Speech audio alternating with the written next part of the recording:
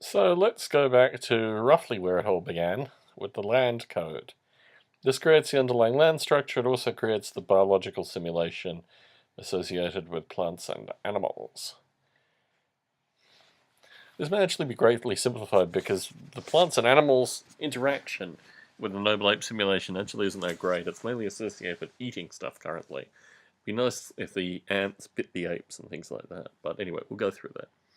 So this is just a sketch point that I did associated with adding resources and possessions and the ability for them to interact with the landscape. So it's kind of a note for the future. The land code also handles the weather, and I'll talk a little bit about the weather here. So what this is doing is it's it's calculating the weather delta, which maintains the weather in roughly the same areas. So it does over the entire weather calculation, and then gives an average, which is used, I think, in just one location here, but it's just a simple calculation that's, yeah, further down. So this is every cycle of the weather, and what it does is it gets the weather is calculated over half the map dimension, obviously half the map dimension by half the map dimension. First thing it does is it gets the local delta. The second thing it does is it gets the atmosphere information. The atmosphere information here is a special type, which is the int type. Normally, the Noble Ape int type is actually a long, or unsigned long in the unsigned int case. But yeah, this is a special C int, which is used just to give the smaller, the 32-bit value basically versus the 64-bit value. So it takes the atmosphere and the pressure delta. So there are two parts to this. There's the atmosphere and there's the pressure delta. The atmosphere is actually generated. Sorry, the pressure delta is generated. The atmosphere is what comes universally, or comes over a number of runs. So if we look, well, it's probably actually good to start with the weather in it, because I'll give you the better sense of it. So we get the land, the atmosphere, and the pressure delta all through actual allocation. This just goes through and just make sure that everything's good, advise asserts if things aren't good, and clears it out, make sure there's nothing there, so just zeros it basically. And then goes through and creates the atmosphere information initially by kind of grouping, because it's half the resolution of the landscape. The points here, what it's doing is just creating a similar map of the land, but in the half resolution, so it just adds them up. Here it doesn't divide by 4, it's just useful to keep the metrics right. And then it goes through and creates a kind of gradient between the delta pressure here, and then just because of the mathematics, there's two potential 256 deltas, so it just adds 512 to keep it there. This is all normalized anyway, where it takes the average of the atmosphere. Then returns the atmosphere to 0, because it was just a shorthand kind of sketch point calculation associated with creating half by half resolution version of the map. And then runs the weather cycle over the full range, actually, of the map dimension, just to make sure that the weather is in a proper chance to iterate. So if we go back here, what it does is for each point on the weather map, it recalculates the pressure delta based on the atmosphere information, and then takes the local atmosphere, which is the original value here, and the local delta, which is the weather delta calculated up here. So this is like the normalizing value, basically, and then runs through. It's relatively convoluted mathematics. It's like an initial setup function to create the kind of delta pressure for the specific point, plus the atmospheres as it carries on over time. But it creates a relatively realistic and normalized weather simulation that can run for I think 1,000 years worth of simulated time at least. It's been tested against, and I've run it personally, I think typically for about 800 simulated years, just to confirm that the weather remains consistent, it doesn't become fractured, or wide variety of other phenomena that one might see here. Similarly, so we've been through the weather now. So you can get the weather pressure at a specific point. You can also find the temperature at a specific point by looking over the cloud cover. So yeah, temperature variance and things. I think Bob Mottram worked on this specifically. I'm not seeing if where the cloud cover is actually used. Yeah. Yeah, this is actually without the cloud cover, so this is, yeah, just a... Actually, no, this is the cloud cover portion. The weather pressure provides the cloud cover portion. You also want to know in certain circumstances what way the wind is blowing, and this is just a dimensional cut over the pressure. So it takes the pressure at one point, takes the pressure slightly above it, slightly next to it, and then creates a wind delta based on that as the kind of pressure traverses. There historically have been 7 values associated with the weather: dawn and dusk, clear night, sunny day, hopefully never an error, and then let's have a look at these. So these are them: sunny day, rainy day, clear night, cloudy night, rainy night, and then dawn dusk, which is just a small iteration to show the sunrise, the sun coming up, sun coming down. Not really a typical weather indication, but just for the visualization of the icons. This was a bit of work that I did associated with relative time from Noble Apes. It's not currently in use. This gives you the map dimension. When we have variable maps or maps that are changed by something that's independent from the land. So if you wanted to introduce a new concept of land, basically, you wanted to read it, for example, from the GTOPO 30 topological information of the Earth, you could put the Earth in here quite comfortably. So this just shows the map dimension. Tide is an important concept graphically and also to affect the apes, because when the tide rises over a sleeping ape, it obviously wakes the ape up.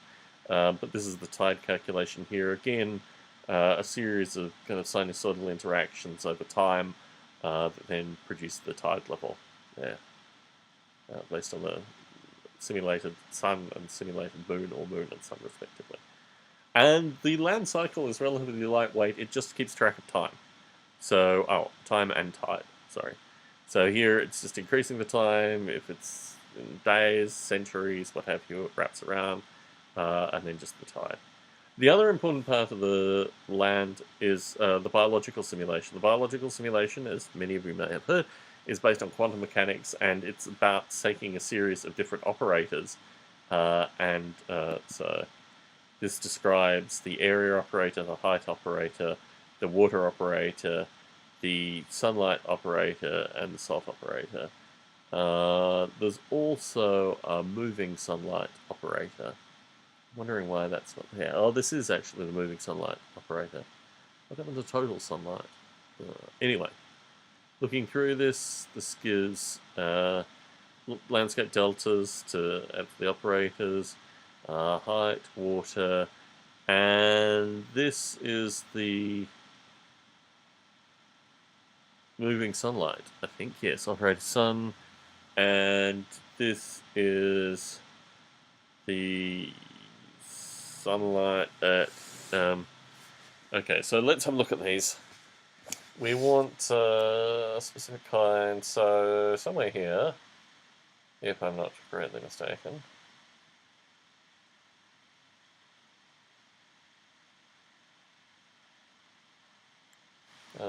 Potentially in Noble Ape. Let's actually get what it's called. So,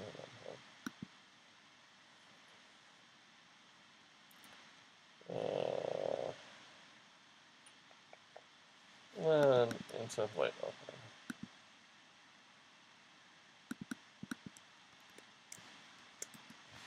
Okay. So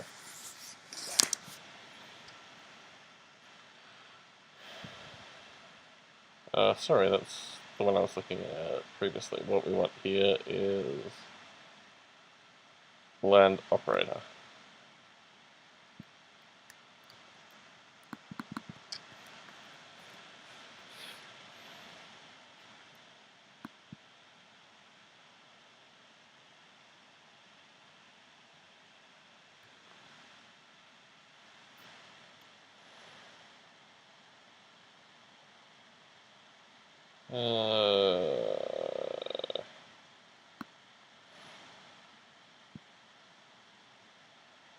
Map Y.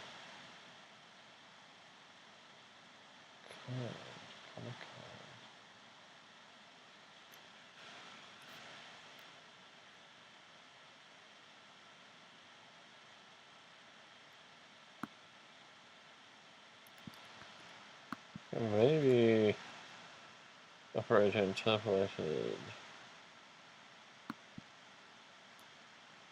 Here we are, operators. So, sunlight, then moving sunlight is the final one. And I'm going to have to find power at this stage. So, just give me a second.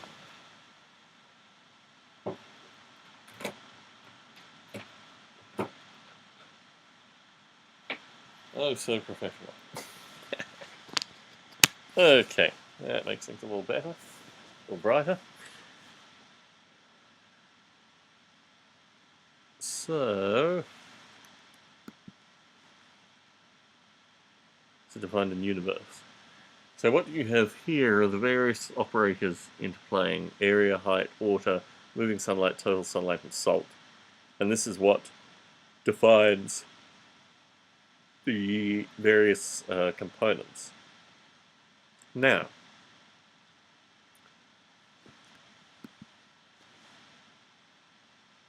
these are the variables used in ApeScript, secondary ApeScript. I don't think things like the eagle are ever actually used anymore. There was a role where they would find eggs.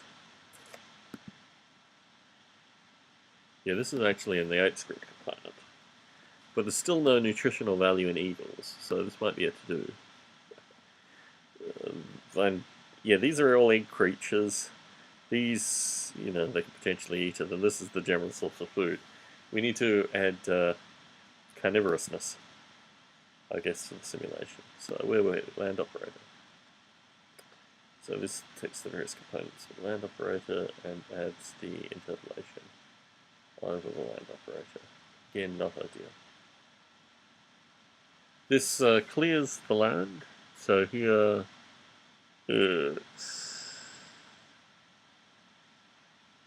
wow, just setting it all to 128 and restarting the time. And this is the land initialization. So this is the section that uses fractal mapping, which is how the land is actually generated. So if you go to map patch, this is actually creates a factual landscape, and I also used it as a genetic pattern for fur, although that's not in the current simulation. So it takes these values, and I can go through the fractal mapping, but it's an idea. I think you start off with 64 cells, and it works from 64 down to 1 and 1 to 64, and has a 45-degree rotation in for half of them. So where's the code that does that? Anyway, this isn't really looking at the math patch. I'll get into the math stuff later. But it's a fractal map. And then calculates the tide, and then it's all good. Land tide, I think we've been through already. Just a per day thing. It's done here because it needs to be pre-calculated just from the initialization point, because the time cycle may not occur. And this gets a direction vector associated with, again, very similar to the air pressure giving a wind value. This just finds the slope, the vector slope at any given point by taking a value just a bit ahead and a bit to the side, and then using that delta What is this used for? I think this is used for movement in particular.